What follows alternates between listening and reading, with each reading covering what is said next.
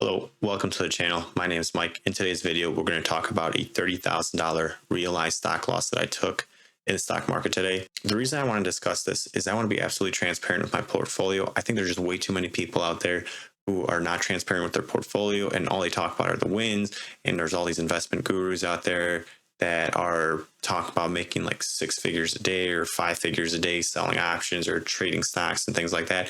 And I just want to show the other side of this world. Also, don't forget to like and subscribe to this channel. I'm just going to cut right to the chase. If you look over here, I have a $27,920 loss on Palantir, and then I have a $1,357 loss on Tesla. The reason I want to show you this is just like I was saying earlier, is I want to focus on transparency. I took about a $30,000 realized stock loss. And for me, this is a huge sum of money, but if I switch over to my Robinhood portfolio, my portfolio value is still over $151,000. So taking a $30,000 realized stock loss hurts, but it doesn't hurt as bad as losing the entire thing. So, if I didn't lose that, it would be $180,000, but I did take that loss. So what is going to happen to me moving forward? So I really hope the stock market doesn't keep dropping, because then I'll have to keep selling shares on the way down. And then at what point am I going back in? I have no idea. But on a positive note, what I can focus on here is that, if I have a almost $30,000 stock loss in my account, I can offset some of the tax money that I was setting aside. So if I took, have a $30,000 loss and I made over $42,000, that entire tax bill could be totally written off. I guess not written off, but canceled out, because I took this massive realized stock loss. If I didn't take the stock loss, I wouldn't be able to write that tax off. But for the most part, because that happened, I have an opportunity to do that. I'd rather not sell at a loss, but this is, I guess, the silver lining in this whole situation. Going back to my Robinhood account, if any of you have been margin called, what happens with the margin calls, you have two options. You either sell your stock or you deposit more cash to get yourself out of a margin call. And the reason I was being margin called is certain stocks have a higher margin maintenance. Tesla is a stock that requires a very high margin maintenance to maintain any type of margin. Palantir's was actually less to Tesla comparatively, which was actually interesting to me. But Tesla has a higher margin maintenance. You need to have like a 40% maintenance, where Palantir you only needed 25. I personally did not want to get rid of my Tesla shares, so I just opted to getting rid of the Palantir shares. I did end up getting rid of some Tesla shares, and I'm willing to sell up to 10 more shares of Tesla. But after that, I really need to figure out on what I need to do. What I want to do to get out of these stock positions is I want to potentially sell a poor man's covered call and selling call options against that. So in my portfolio, I'm going to go back here and I want to show you my account, and I'm actually going to show you my investing. So total, I have stock and options worth over $114,000. I have $37,000 in cash. With this cash, I want to deploy and use it. The only problem is if I use this cash, my margin maintenance will go up again, and then I'm going to get margin called again. So right now, I'm just waiting for the market to cool down a bit and thinking of the opportunities of what to do with this cash.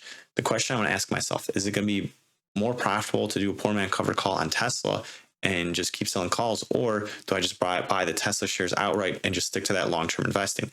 If I stick with that long-term investing, then I probably won't be doing any options investing, which part of this channel is to do options investing. Now, we'll see. But I just want to show you guys like what my thought process is with that. I want to show you guys again the sells that I did. So I sold Tesla here, 16.59 shares at $7.85.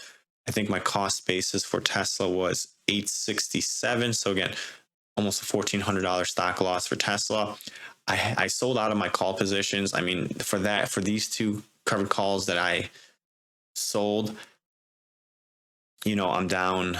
Where are they? Right here. So I'm down $709 for one, and then $1,726 for another. So again, these could offset some of that tax burden that I will have because I sold this massive cash secured put here earlier in the year. But again, I'd rather just hang on to it because like my goal is long-term investing. And had I not been put in this situation, I would have just kept them to expired. But now, I got $51 for one and then $94 for another one. Had I just not if I focus, but had I not been getting margin called, I would have just kept onto it and would have had a chance to at least get that up. So then now moving forward, like what is my plan moving forward? So pretty much I'm going to be sitting on the sidelines for the next couple days or so, just see how the market responded, because I do have a pretty decent amount of cash sitting on the sidelines. But there's one thing I need to think about is have a cash secured put position that's expiring 610. This is probably going to be assigned to me, so I minimally have to set aside at least the $10,250 for that to get assigned. But what happens if the stock market keeps dropping and then my buying power gets decreased? What's going to happen then? I'm going to have to sell more shares, and I really don't want to do that.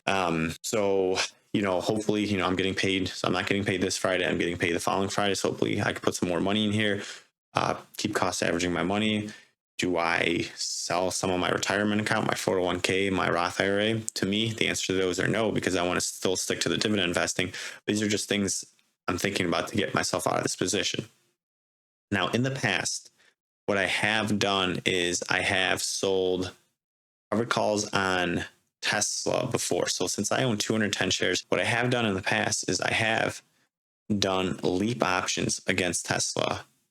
So what I would do is I would sell a call, but it's a leap. So I would sell a call, and then I would pick the furthest date out.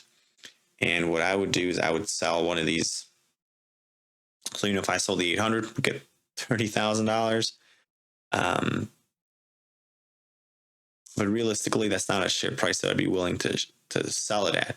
So what I would like to do is, realistically, maybe I would pick one for this year. So January of 2023. Damn, that they're much. Oh, we're at 1250. So if I sell two of them for 1,250, let's sell Tesla 1,250, get about $5,000 per each. I'd get $10,000. Wouldn't be a bad thing if I was really in a pinch to get cash. So that's just kind of like my thought process, like what I was going to do to get out of this position. But I just want to show you guys that, investing is not all sunshine and rainbows. There's certain positions that, again, I took riskier positions. Now I'm going to be paying the price for it. But I just want to show what it's like to being on this side, because most people just show the positive side. Yeah, I'm making money. They're day trading all this money. They're making all this cash. I want to show the other side. Like, this is, I've been in this position before. I usually do really well under pressure. So I'm not going to be panicking about this. I've already thought of a couple outs, especially with those covered call positions, and we'll see what happens. The market could completely recover after this, or it's going to keep going down, and then I'm going to have to start using my backup plans. I wanted to show you guys this video just to be absolutely transparent with my portfolio. I don't want to be that guy on the internet who just only showing the greens. I want to be as honest and as transparent as possible. And, if you guys have any questions about anything, shoot them. But that's just kind of my thought process, kind of what I'm feeling. And yeah, I hope you guys have a great day, and then I'll see you guys in the next video. Don't forget to like and subscribe to this channel.